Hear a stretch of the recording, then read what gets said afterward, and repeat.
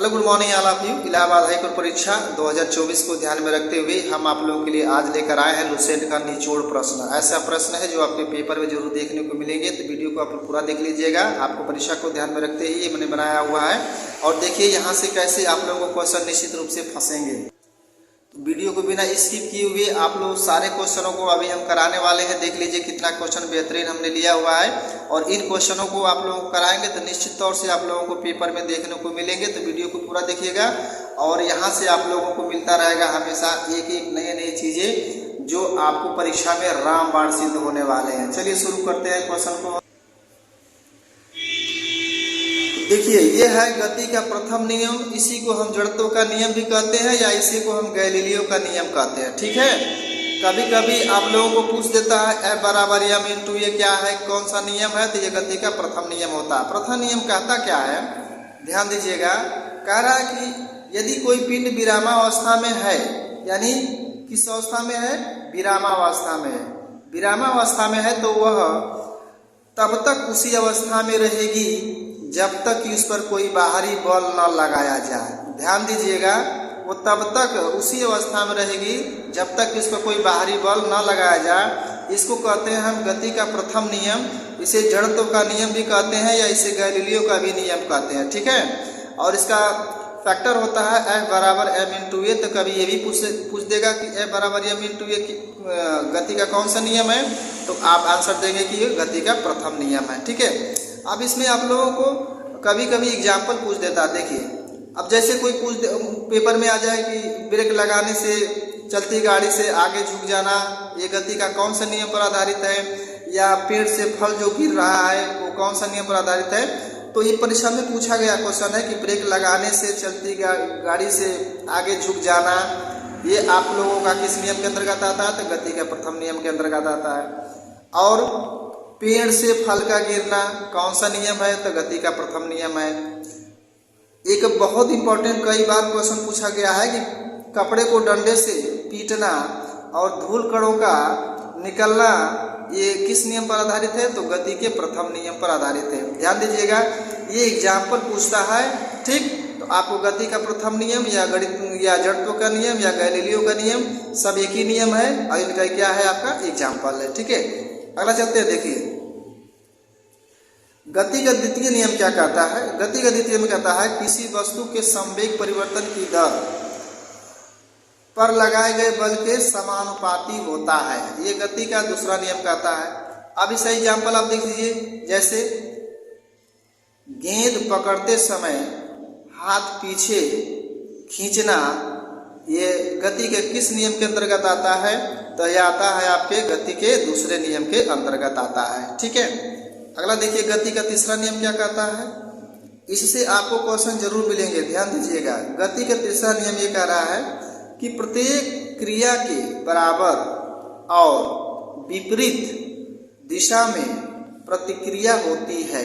ठीक है, यानी प्रत्येक क्रिया के बराबर और विपरीत दिशा में प्रतिक्रिया होती है। यह गति का कौन सा नियम है, तो गति का तीसरा नियम है। अब इसमें आप लोगों को एग्जाम्पल के साथ भी सवाल पूछता है कि बताइए कि रॉकेट का ऊपर जाना किस नियम पर आधारित है, तो रॉकेट का ऊपर जाना यह किस पर है, तो मेरे भाइयों गति के तीसरे नियम पर है। ठीक है, नाव से कूद जाना, ठीक है, ये किस पर आधारित है, तो गति के तीसरे नियम पर आधारित है। बंदूक से गोली का निकलना, ठीक है, किस पर आधारित है, तो गति के तीसरे नियम पर आधारित है। और चप्पू चलाना, नाव में जो चप्पू चलाते हैं, तो चप्पू चलाना गति के किस नियम पर आधारित है, गति के तीसरे नियम पर आधारित है। ठीक है, यहाँ से आपको क्वेश्चन जरूर देखने को मिलेंगे। ये लुसेंट का आप लोगों को हम बिल्कुल निचोड़ स्क्रीन निकाल कर दे रहे हैं, तो आप लोग वीडियो को पूरा देखिएगा, रट्टा मार कर जाइए बिल्कुल। ठीक है, अब देखिए शरीर का वजन अधिकतम कहाँ होता है। क्वेश्चन पूछा गया है कि शरीर का वजन अधिकतम कहाँ होता है, तो शरीर का अधिकतम वजन बहुत इंपॉर्टेंट क्वेश्चन है, ध्रुवों पर होता है। कहाँ होता है, ध्रुवों पर होता है। आगे है कि भूमध्य रेखा से ध्रुवों को जाने पर जी का मान में क्या अंतर आता है, तो जब हम भूमध्य रेखा से ध्रुवों की ओर जाते हैं तो जी का मान क्या होता है, बढ़ जाता है। ठीक है, यानी ग्रेविटी क्या होती है, बढ़ जाती है। ठीक है, अगला क्वेश्चन देखते हैं। अगला क्वेश्चन है, देखिए किसी पिंड का भार अधिकतम कहाँ होता है, यानी सर्वाधिक कहाँ होता है। तभी हमने बताया कि सबसे अधिक कहाँ होता है, ध्रुवों पर। अब क्वेश्चन यह पूछ सकता है कि किसी पिंड का भार कम कहाँ होता है या सबसे निम्नतम कहाँ होता है, तो सबसे निम्नतम होता है कहाँ पर होता है, तो भूमध्य रेखा पर होता है। ठीक है, ये बार बार क्वेश्चन पूछे गए हैं, इसलिए हमने आप लोगों को पुटअप किया हुआ है। बहुत इंपॉर्टेंट वीडियो है, इसको आप लोग पूरा देख लीजिए और एग्जाम से पहले आप रट्टा मार लीजिए। समय बहुत कम है, 5 जनवरी को पेपर होने वाला है और कामना करते हैं हम कि आप लोग जरूर सफलता प्राप्त करेंगे। सूर्य पर ऊर्जा का निर्माण कैसे होता है, बहुत इंपॉर्टेंट, मोस्ट इंपॉर्टेंट सवाल। सूर्य पर ऊर्जा का निर्माण कैसे होता है, तो ये होता है नाभिकीय संलयन द्वारा। किसके द्वारा, नाभिकीय संलयन द्वारा होता है। अगला क्वेश्चन है कि वस्तु की गति अगर दुगुनी कर दिया जाए तो बताइए गतिज ऊर्जा में क्या परिवर्तन होगा। तो जब वस्तु की गति दुगुनी कर देंगे तो उसकी जो गतिज ऊर्जा है क्या हो जाएगी, चौगुनी हो जाती है।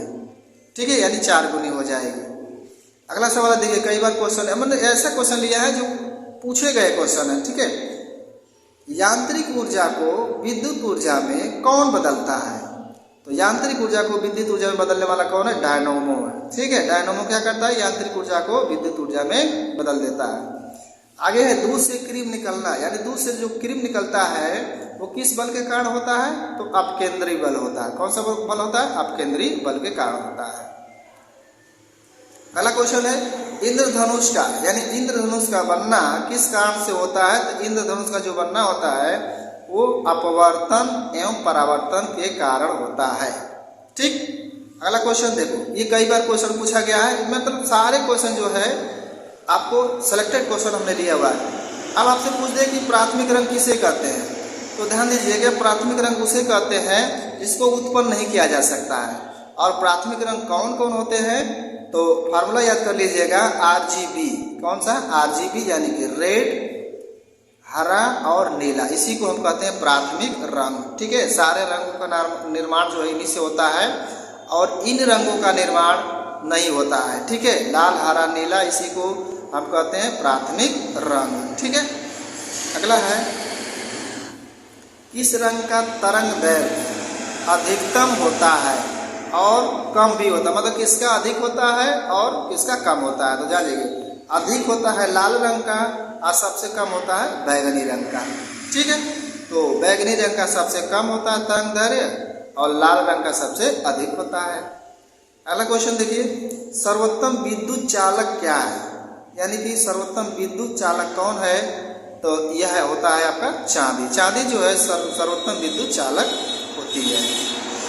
अगला है देखिए, कई बार क्वेश्चन पूछे गए हैं, आपके माइंड में जरूर आएगा, कहीं ना कहीं क्वेश्चन जरूर पूछे गए हैं। जो फ्यूज तार होता है, फ्यूज तार किसके बने होते हैं। ठीक है, तो फ्यूज तार जो होते हैं वो टीन और लेड से बने होते हैं, इनके मिश्रण धातु से बने होते हैं। परीक्षा में पूछा गया है कई बार क्वेश्चन। तो फ्यूज तार जो होते हैं टीन और लेड के मिश्रण से बने होते हैं। अगला है आकाश का जो रंग होता है नीला क्यों दिखाई देता है, आकाश का जो रंग होता है वो परिकिरण के कारण नीला दिखाई देता है।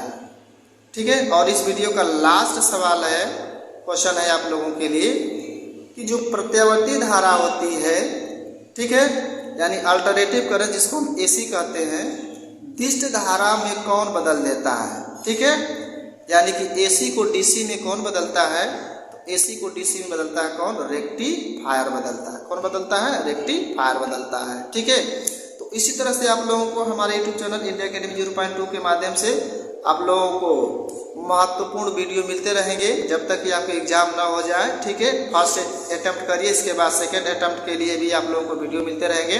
तो वीडियो को एक लाइक आप लोग जरूर कर दीजिएगा और हमसे जुड़ने के लिए जो है चैनल को सब्सक्राइब कर लीजिए, ताकि यहाँ से जब भी कोई वीडियो भेजा जाए तो सबसे पहले आप तक पहुँच जाए और आपकी सफलता 100% सुनिश्चित हो जाए। ठीक है, तो यहाँ तक देखने के लिए आप सभी लोगों का बहुत बहुत धन्यवाद।